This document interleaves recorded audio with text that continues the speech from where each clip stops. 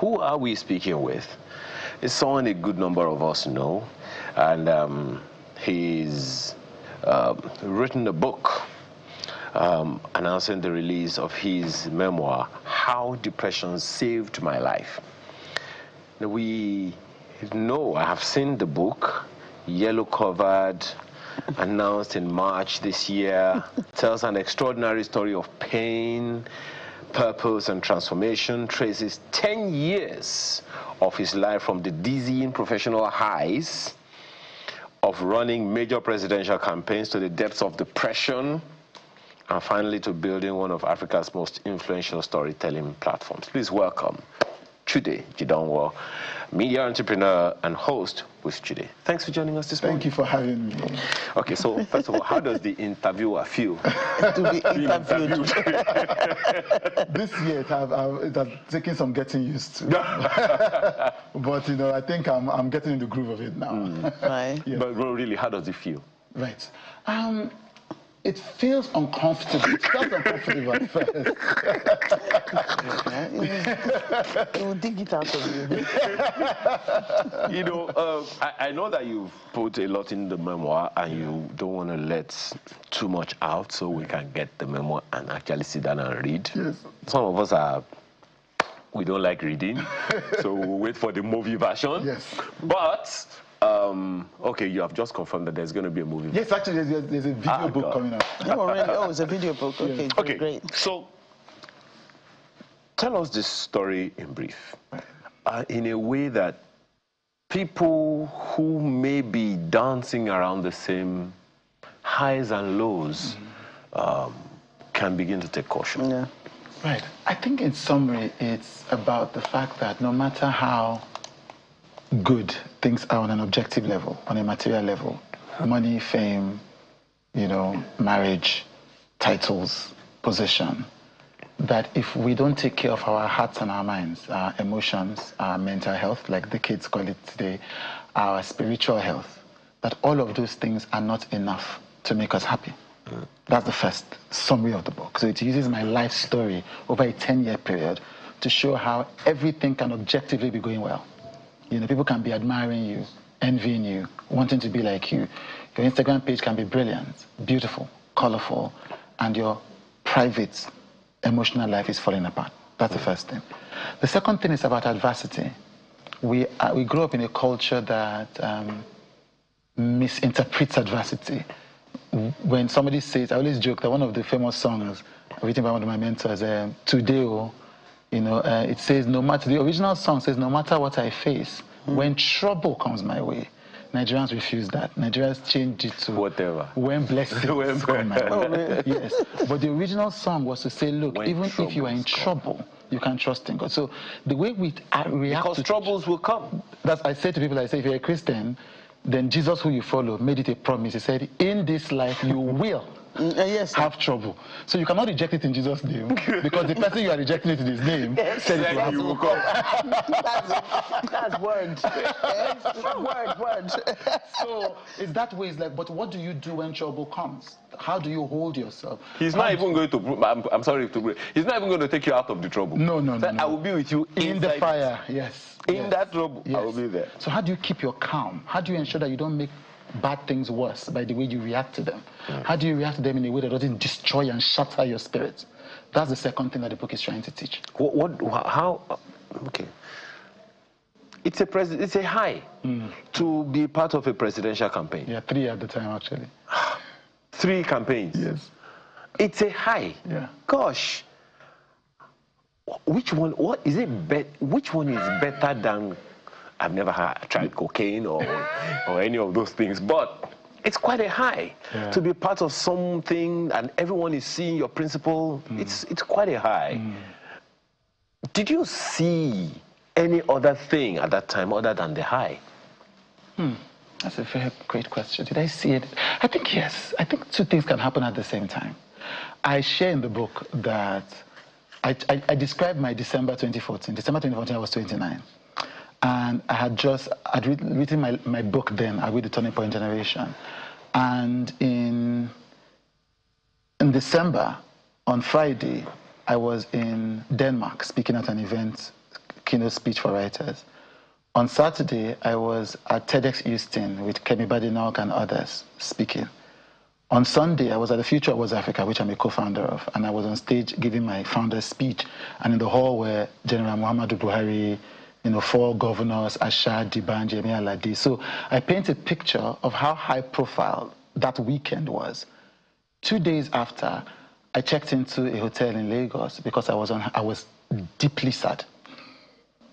So it doesn't remove the happiness I felt when I was on stage 2 days before. I was happy on stage 2 days before because I was experiencing a professional high. But at the same time, I was dealing with a personal low.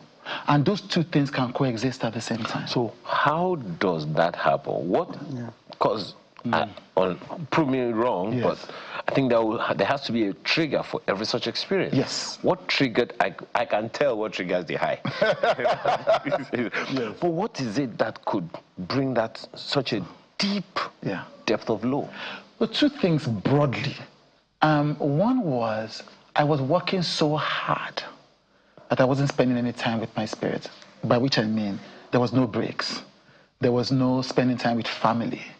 There was no doing anything else but trying to achieve the next thing. So in between, you have to breathe. You have to check in with yourself. You have to rest. Not just rest by sleep, deep rest. Like you rest in a way that you are satisfied in yourself. So I didn't have that. I was trying to go the next thing, the highest thing, the bigger thing. That was one.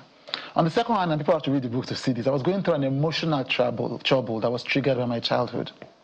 Yeah. And so that meant that no matter what was happening around me, because I had this childhood wound, until I confronted it, it continued to make me feel inadequate. Like something happens to you. Let's give an example. If you were sexually abused as a young woman, if you don't heal on that, no matter what you achieve, you will be high achieving whatever, but that trauma can continue to steal from your happiness. So these were the two things that was happening at the same time. This childhood trauma, that's where you succeed, but you still feel like there's something missing. You keep feeling like there's something missing. And a lot of people feel it. People feel like there's something that when they achieve something, that thing will not be missing. When they make 1 million naira, then they make 1 million naira, like, okay, maybe it's not 1 million, especially in our economy, where 1 million quickly becomes $250. When they make 2 million, when they buy a new car, when we buy a new house, when we go on stage, when we speak in America, we keep thinking that something will happen that will make us happy. And that thing never comes because happiness is an inside job. Happiness can come without you achieving anything. So those two things, broadly, were things that were making me unhappy. So after I go on the high, and that's why people take cocaine, that's why people get addicted to sex, because so when I'm on stage, at that time I'm on a high. When you come back to yourself. Yeah. You want another high because you don't like coming back to yourself. So you go on another stage.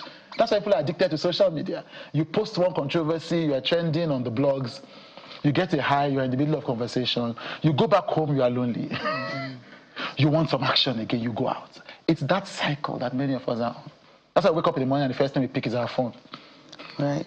And it's one thing to go through that. A lot of people do not like to talk about it, and it's a good thing that you're able to share that part of yourself. But how was it really sitting down and actually putting it in a book and writing and reliving a lot of these things? How was that experience for you? Two things. Writing it was difficult because, yes, you're right. And before I wrote it, the depression happened in 2016. And anytime people ask me to describe depression for a few years, I wouldn't, because it would make me want to cry. And so writing this book meant going inside, explaining depression. It was incredibly tough. But then when I finished, I felt like it healed me again. That's why I knew that the book was going to change people's lives, because when I finished, I thought, this depression has really taught me about life. And I write in the book, I say, depression is the worst thing that ever happened to me, but it's the best thing, and I wouldn't wish it on anybody. But if God or the universe asked me to go back and do it again, I would. But there have to be some things you will change. Yeah. I don't know. You see, everything that we go through in life, there's nothing. So President Obasanjo would not have been 3-time president if he hadn't gone to prison. Yeah? Father Kuka would not be an icon if he hadn't been persecuted by Abacha. Wole Soyinka would not be an icon. And I'm not comparing myself with these people, I'm just giving an example. Wole Soyinka would not be an icon if he hadn't been locked and written the man died. So I don't, in our lives, our adversities are the things that celebrate our growth. So I don't know that because I know that trouble will come in this life. I can't go back and say, don't give me that trouble, because I see but it doesn't reduce the pain of the trouble. I'm going to say that again. Because, you know, there are times we have said something like, now I know better. Yes. Yes. You must have either asked a question or been asked or heard it said, okay, what would you say to your younger self? Yeah. In the course of this week, it was on Wednesday specifically, a broadcast, young lady was asking me, what would I say to my younger self? I don't remember what I said, but I must have said something like, I'll do the same thing. Because like you, faith has always been, core in, who I am. But to experience a high and then come to the low and learn lessons suggests that you may want to review. Right. Okay, I get that now. Yes. Yes, obviously a few things I would change. I mean, a few things I have already changed. Number one is I joke with people that when I resigned as CEO of Red Media, that Christmas, the gifts I normally get at the end of the year reduced by 75%. And so I learned that people were not loyal to me, they were loyal to the position. Yes. And I remember I interviewed Dr. Abati, and he said when he left the presidency, the phone stopped ringing. He had to use one phone to call the other phone to be sure, is there something wrong with my phone? So one of the things I learned was not to depend on external things for my well-being. Not to depend on the adulation of the crowd, not to depend on popularity, not to depend on money. I began to consciously build deep relationships with my family and my friends, which is incidentally one of the strongest things. That's why we don't have a depression crisis in Africa. We should. Economy is bad. Politics is corrupt. But because we have strong family bonds, strong social bonds, strong community bonds, it immunizes us from collapsing into depression. So that's one of the things I learned, that I should have, when you have your mother, you take your mother for granted, take your father for granted, you always see them, you always have them. You don't spend enough time, well, I didn't spend enough time with my mother. After that, I began to spend more time with my mother, with my family. I began to take church seriously, and not just church, whether religion, whatever centers you as a human being. I began to be more active because I realized those things are the things that hold you when everything else falls apart. So those two were important. The other thing is that I realized if I was going to talk to my younger self, I'll tell my younger self that there's nothing missing that you are going to look for outside. There's something Jay-Z says, there is love at home, there is food at home. If you realize, and when I tell people about happiness, what the research says in the book, when I tell people that, when they say poor people, you cannot be happy unless you have money, I say to them, but you can love if you don't have money. You can trust your sister if you don't have money. You can love your son if you don't have money. They are all emotions. Why do you think that you cannot be happy if you don't have money? And that's also something that I learned. Maybe because money is not emotion. No, but happiness is an emotion.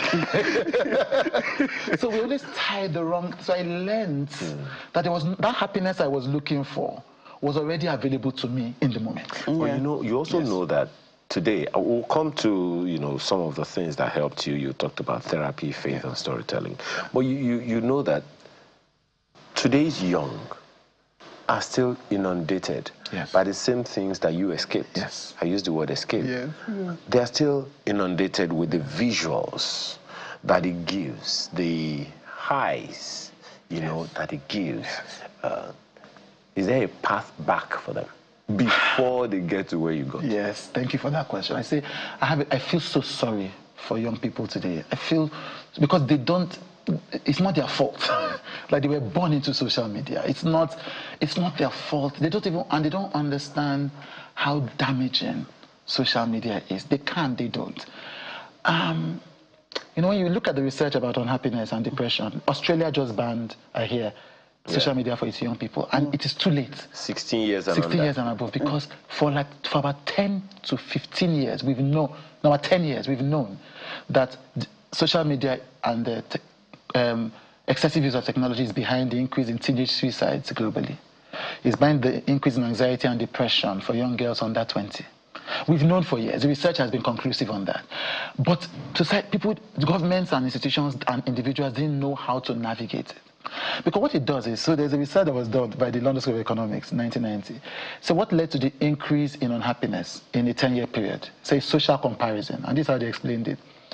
When there was only TV, yeah, if you went to compare yourself with somebody else, you compare yourself with somebody in Los Angeles. Yeah, you compare yourself with somebody when the TV comes on at 4 o'clock. Yeah. From 6 o'clock to 4 o'clock, you're by yourself. Now, when you wake up in the morning, you compare yourself with 1 million people across the world. Yeah. So the accelerated impact on your emotions is heavier than at any time in history. You compare yourself with somebody in America, in Japan, in the EU, you compare yourself across over 1,000 TV stations, over 1,000 radio stations, and over 6 to 10 social media channels. The impact is heavy. The first thing is that people need to ration their use of social media. The same way, social media is going to end up being treated like we treated alcohol and cigarettes once we have a consensus about the damage. It's not that there's nothing wrong with social media. It's just like eating too much burger. If you eat too much burger, it affects your blood sugar, it affects your blood pressure, it affects your cholesterol. It's the same thing with social media. By itself, it's a good thing if you know how to use it. But once it becomes excessive, it takes over your mind. I say to people, I write that in the book, one day I woke up and I was trending for 3 days because of a political thing that I had done.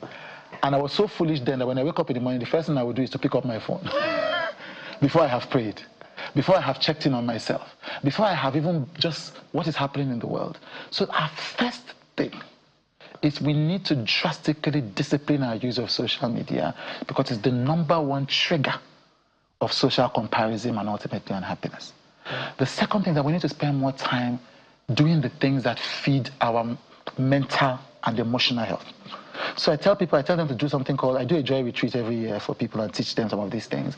And I tell them to do something called the joy pillar. I say it's just simple paper, take a paper, put on the left the things that increase your happiness on a daily basis without causing you damage. Put on the right the things that reduce your happiness on a daily basis without causing you damage. And mostly let them be things that money cannot buy. Yeah. So let it be things like spending time with your child. Let it be things like walking down your street if you live in a safe area. Let that be things like being a church worker, being a mosque worker. Let that be things like going to the temple. So if you arrange your life consciously around the things that give you joy, you will automatically reduce the things that steal joy from you. Interesting. Very interesting. Take us through this. In what order do they come? You write about the importance of therapy, faith, and storytelling in your healing. Right. In what order do they come? That's a very... I forgot I was coming to sunrise. In the order, I think that I will put faith first. There was a time everybody was saying, young people are moving away from religion, like it happens every 100 years. Every 100 years, young people will think they can move away from religion, then they will go into the world, they will see trouble. And they run back. Come back. They run back. If you look at Nigeria's top podcasts, over 25% of them are religious podcasts, Christian and Muslim. I think one of the top 3 or top 5 are Joshua Selman. If you look at the top musicians in the country in terms of streams, and in the continent, in Nigeria, and Ghana, and Kenya, it's all gospel artists, The biggest congregations on live social media are either a prayer session or a challenge. So young people came back to faith because we are made to believe in something bigger than ourselves.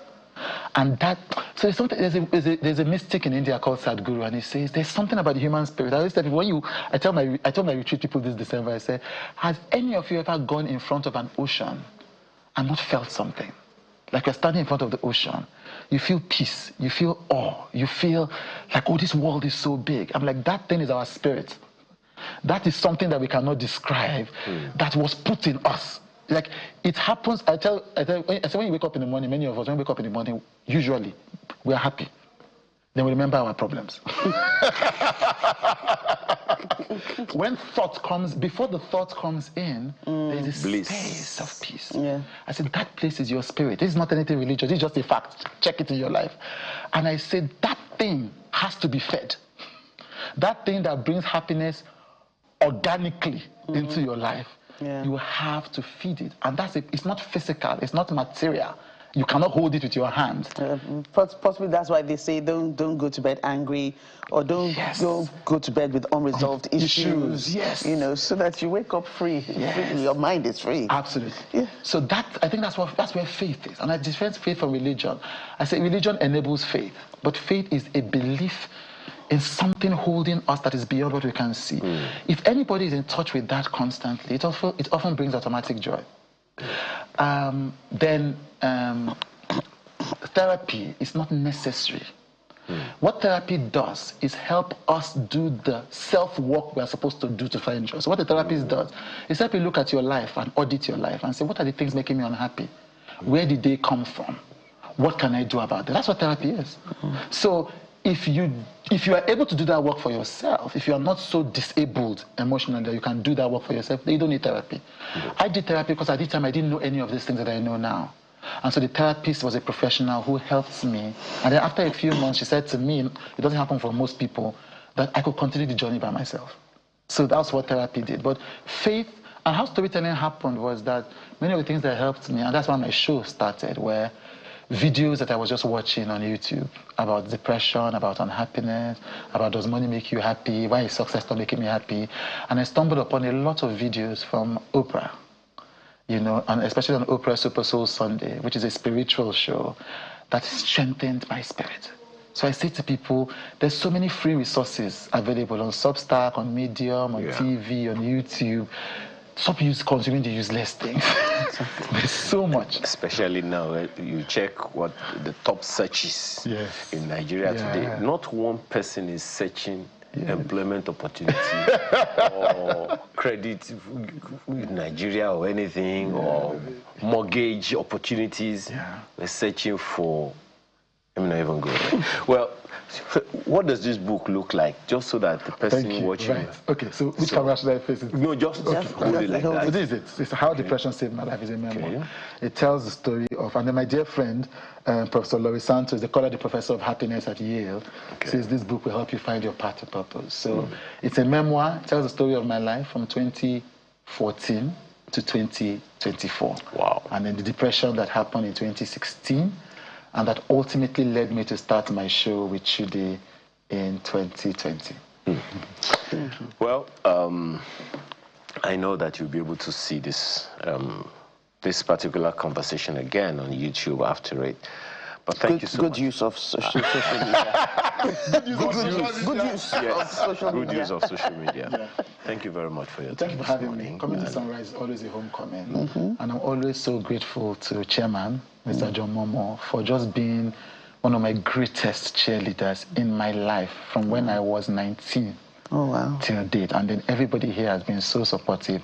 I don't take it for granted. So you are the child that the two of them had that we didn't know. Yes, it is me. Chude Jideonwo, media entrepreneur and host with Chude. We appreciate your time. Thank you for having me.